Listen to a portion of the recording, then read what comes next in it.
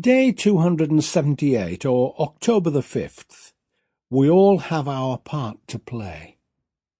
Our thoughts today come from Matthew chapter 16, verse 18.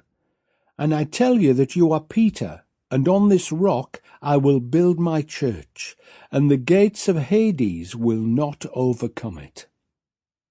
And now the big picture surrounding this verse. As well as around the Jewish western side of the Sea of Galilee, Jesus also ministers on the east side, where the population is predominantly Gentile.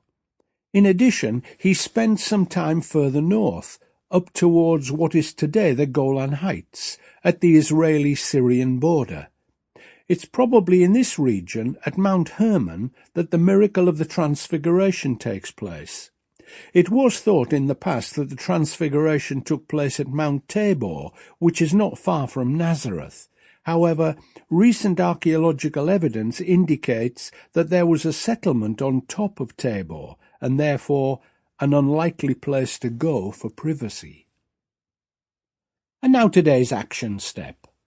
Matthew, Mark, and Luke all record the visit of Jesus and his disciples to Caesarea Philippi, which lies about 30 miles north of the Sea of Galilee, about 2 days' walking each way.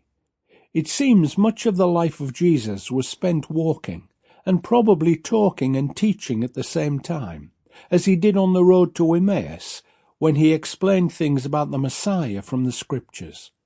At their stop in Caesarea Philippi, which could have been on their way to Mount Hermon and the Transfiguration, Jesus asks his followers who people were saying he was. Then he asks the disciples, and Peter gives a correct answer, which was rather unusual for him. In Jesus' reply, the Greek word Peter is masculine, whilst rock is feminine, and could also mean small stone.